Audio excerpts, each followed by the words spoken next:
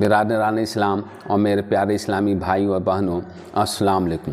آج میں اپنی اس ویڈیو میں آپ لوگوں کو قرض لینے اور قرض ادا کرنے اور نہیں کرنے کے جو نقصانات ہیں اس کے بارے میں بتانے جا رہا ہوں۔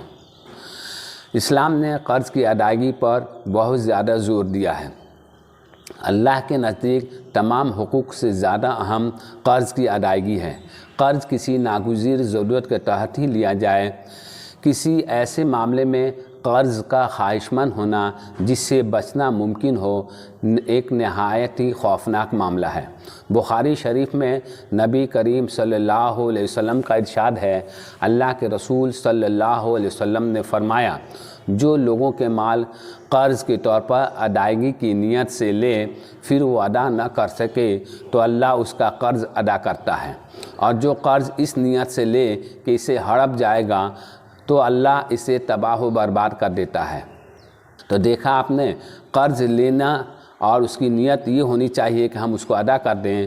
اگر ادا نہ کر سکے کسی وجہ سے تو اللہ تعالیٰ اس کی ادائیگی کر دیتا ہے، لیکن جو قرض اسی نیت سے لیا جائے کہ اس کو ادا نہ کریں تو ایسے لوگوں کو اللہ تباہ و برباد کر دیتا ہے۔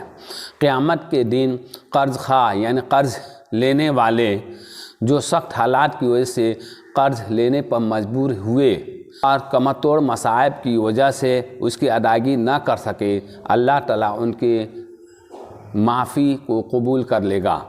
لیکن جو شہوت کے بندے اور مرغوبات کے غلام ہیں اور فوراً قرض لینے کے لیے لپکتے ہیں، لیکن ان کو نہ انجام کی پرواہ ہوتی ہے اور نہ قرض سے چھٹکارا پانے کی فکر، تو ایسا آدمی احادیث کے بیان کے مطابق بے باک اور ڈھیٹ چور ہے۔ یعنی جو لوگ قرض اس نیت سے لیتے ہیں کہ ہم اس کو ادا نہ کریں گے یا ان کو ادا کرنے کی فکر نہیں ہوتی ہے، تو قیامت کے دن ایسے لوگ جو ہے سمجھو کہ ڈھیٹ چور کے طور پہ اللہ کے سامنے حاضر ہوں گے۔ مسلم شریف کی روایت ہے، ابو قتادہ رضی اللہ تعالیٰ عنہ کہتے ہیں، ایک آدمی نے پوچھا، اے اللہ کے رسول صلی اللہ علیہ وسلم، اگر میں اللہ کی راہ میں قتل کر دیا جاؤں تو کیا میرے گناہ معاف ہو جائیں گے؟ آپ صلی اللہ علیہ وسلم نے فرمایا، ہاں، اگر تم قتل کر دیے جاؤ اور صبر و شکر اور خدا کی رضا کے طلب میں مگن رہو، آگے کے صفوں میں بڑھ کر حملے کرو اور پیچھے نہ ہٹو۔ ہاں، پھر آپ صلی اللہ علیہ وسلم نے پوچھا، تم نے کیا کہا؟ اس نے اپنا سوال دہرایا تو آپ صلی اللہ علیہ وسلم نے جواب دیا، تمہارے سارے گناہ معاف ہو جائیں گے، البتہ قرض معاف نہ ہوگا۔ ابھی جبرائیل نے مجھے اس کی خبر دی ہے۔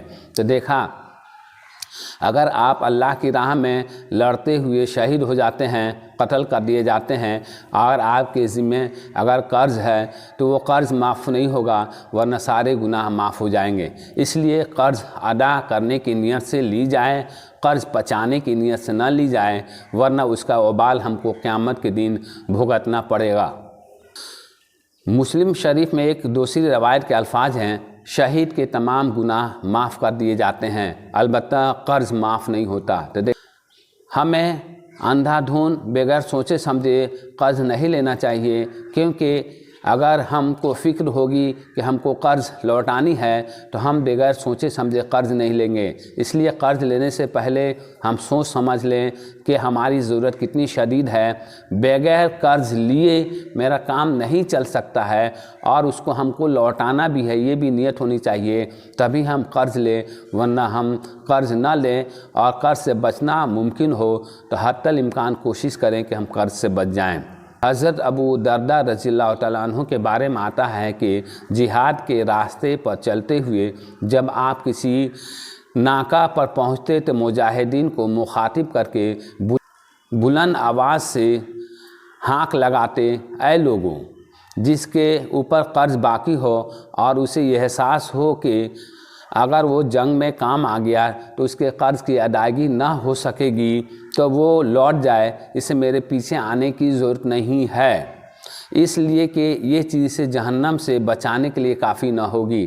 یعنی جہاد میں آپ قتل ہو جاتے ہیں اور آپ کے اوپر آپ کے ذمہ قرض ہے اور اس کے قرض کی ادائیگی کا آپ کو آپ کے بعد بھروسہ نہیں ہے، تو آپ پہلے قرض ادا کیجئے، کیونکہ اگر آپ شہید ہو جاتے ہیں تب بھی جو ہے آپ قرض کے بدلے میں جہنم میں جا سکتے ہیں۔ آج مسلمانوں نے قرض کو کھیل تماشا بنا لیا ہے۔ وطن و فرج کے تقاضے پورا کرنے کے لیے، جنسی و نفسانی خواہشات کی تکمیل کے لیے وہ قرض لیتے ہیں اور یہود و نصارہ سے سود پر معاملہ کرتے ہیں، جسے اللہ نے قطعی طور پر حرام قرار دیا ہے۔ ابن ماجہ کی روایت ہے کہ 3 صورتوں میں قرض معاف ہو سکتا ہے۔ قرض دار جب مر جائے گا تو قیامت کے دن اسے قصاص یعنی بدلہ لیا جائے گا۔ البتہ 3 صورتوں میں قرض معاف ہو سکتا ہے، قرض کی معافی ہے۔ ایک وہ آدمی جس کی قوت اللہ کے راہ میں لڑتے لڑتے ماند یعنی کمزور پڑ گئی ہو اور وہ اللہ کے اور اپنے دشمنوں کے خلاف تیاری کے لیے قرض لے۔ دوسرا وہ شخص جس کے پاس کسی مسلم کی موت آ جائے تو اس کے کفن و دفن کے لیے قرض لینے پر مجبور ہو۔ تیسرا وہ شخص جس کو غیر شادی شدہ رہنے کا اندیشہ ہو تو قرض لے کر وہ اپنے دین کو بچانے کے لیے نکاح کرے۔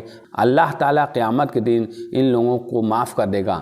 تو دیکھا، یہ 3 ضرورتوں کے تحت اگر قرض لیا جائے اور ادا نہ کیا جائے تو اللہ تعالیٰ ایسے لوگوں کے قرض قیامت کے دن معاف فرما دے گا۔ اس لیے ہمیں بھی چاہیے کہ سوچ سمجھ کر قرض لیں، انا دھون بغیر سوچے سمجھے ہم قرض نہ لیں، کیونکہ قرض لینا اور اس نیت سے لینا کہ ہم اس کو ادا نہ کریں گے تو بہت برا معاملہ ہے۔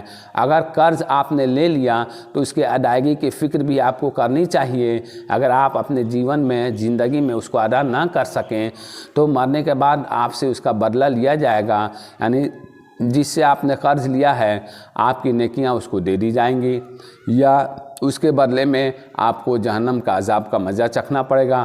اس لیے ہم کو سوچ سمجھ کر قرض لینا چاہیے، بلا سوچے سمجھے اور ادا نہ کرنے کی نیت سے قرض نہیں لینا چاہیے۔ یہ بہت بڑا گناہ اور اسلام نے اس کو ایک دم سختی سے روکا ہے۔ ہم کو اس سے سبق لینا چاہیے ان حدیثوں سے، تاکہ ہم اپنے آپ کو قیامت کے دن ہلاکت سے بچا سکیں۔ جزاک اللہ، السلام علیکم۔